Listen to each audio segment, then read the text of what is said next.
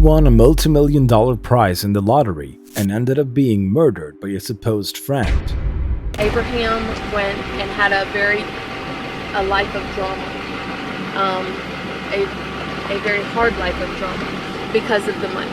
The money was like a curse to him, and now it's become a curse to me. But police officers got fed up with her lies, and they devised a clever plan to catch her. Now tell the truth. Tell the truth and save everybody a lot of grief. Let that man rest in peace. Let his mom know what happened and not put you in jail for the rest of your life for having that man killed. And you know it's true. Don't A and B and but and because. It's over. It is the truth. Abraham Shakespeare had a tough and complicated life, but a lottery ticket changed his fate forever. A couple weeks passed and I ain't see him. So I was like, man, where's Abraham at? So I called him. I was like, man, is you coming and clean the bathrooms? You ain't clean the outside yet? He said, I hit the lottery. I was standing in the front of the barbershop cutting hair, and I could see right out of my door. I seen this black BMW pull up. I'm like, who in the devil is that? It's like, man, I hit the lottery. The man went from being poor to becoming rich in a second, but he never forgot his roots and decided to share his fortune with his closest friends and family, to whom he lent and gave large amounts of money. He did it out of goodness of his heart. A whole lot of them took advantage of it, but you know what?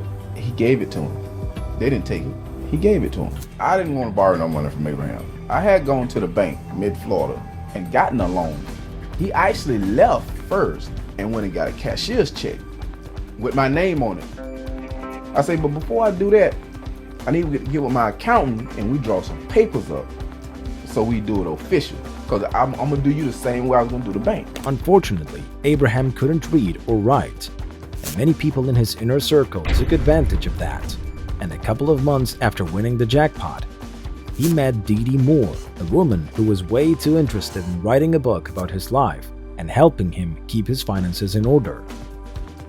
However, the businesswoman never inspired trust in the eyes of his friends. I gave him the benefit of the doubt. You know, I'm okay, that's what he wants, that's fine. You get tired of people asking you for money all the time, Abe? Give me your opinion on it.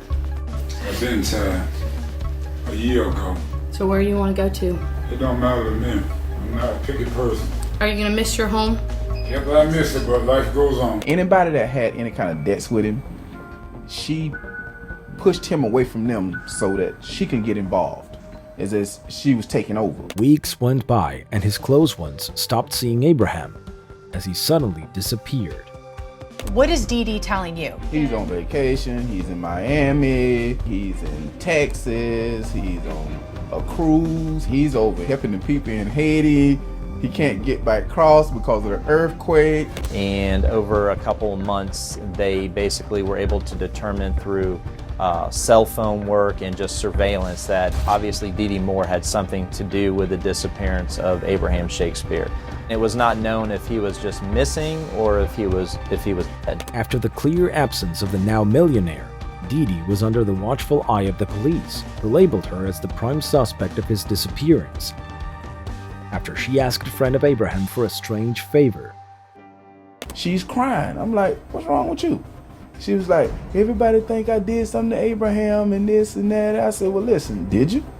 No, Abraham's on his way back. She said, listen, I need you to do me a favor, to buy me some time till Abraham come back.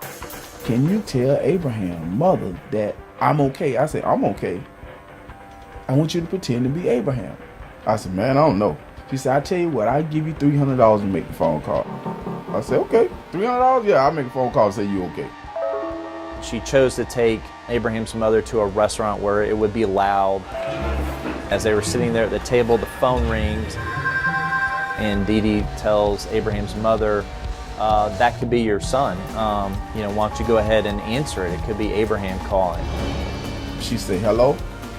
And I pretended to be Abraham. I was like, hello, what's up, mama? You know what I'm saying? And she was like, who is this? And I said, this Abraham. I just got a little cold and I'm kind of frustrated. She said, okay, baby. She said, when you coming home? I said, I'll be home real soon.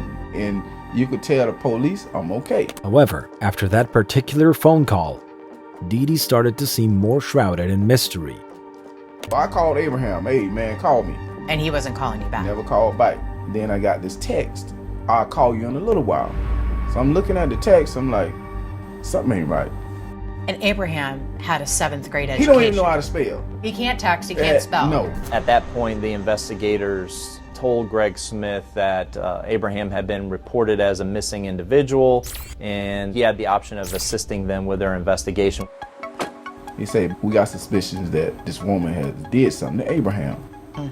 We need some help. At that point, with that meeting, it became pretty evident to Greg Smith that there's a lot more going on than what Dee Dee Moore was telling him initially. You think I've done this? You think I took a gun and shot somebody? Dee Dee, look at the bright side. If you can convince me, you can convince anybody. But you think I took a gun and shot Am I this right? man? That's why Greg ended up becoming an undercover police agent to gather information from Abraham's supposed friend. I only been talking to you because I'm trying to find Abraham. Exactly. Well, hey, I'm all in, baby. I feel like if Abraham was okay, he would contact me by now because he transferred all that stuff into my name, and then he was supposed to leave and, not come back for a while. But pressured by the police, the woman carried on with her lies and tried to frame someone who actually never existed. She's making up an imaginary guy. Ronald was crazy. Ronald was the guy that she was trying to say that was threatening her and actually was a drug dealer that possibly killed Abraham. I guarantee you, Ronald has killed him. I just know it because the man threatened to kill my son. I don't even know Ronald's last name. Can I keep did not my kill that man. I'll tell you the truth. Can I keep my stuff? But no, the money's not the motive. But no, there's a guy that I don't know his name, that I call this guy Ronald, that I was going to pay another guy to be Ronald. That eats up and takes money off the back porch. Dee Dee, come on. This isn't the world we live in, and you know it. Nobody lives in that world. However, an undercover police agent took on the role of Ronald, Abraham's alleged killer, and turned himself in after making a deal with Dee Dee, who offered him $50,000. Shit, I tell her, listen, if we gonna convict this guy, let me get the gun. If you got it, I ain't saying you got it, but if you got it, if you know who got it, bring me the gun that killed him so we can pin it on him. So she turns this gun over to you. She brings me the gun. It was a Smith & Wesson hammerless 38 special with an integrated laser sight, which we had found receipts of her purchasing at a local gun shop and actually training and using the firearm at the local gun shop range. Then she tells me about where Abraham is buried at. When she took me to the body, we had a piece of rebar iron that was over by the concrete. I told her, I said, listen, I'm not gonna get out the truck because I don't want nobody to see us together. What I want you to do is take that piece of steel and go set it on the concrete where his body's buried. And thanks to this elaborate plan devised by the police and Abraham's friend, the woman was finally caught falling to her own trap and ended up being convicted and sentenced to life imprisonment. Who do you believe murdered Abraham and buried him in your backyard? Ronald.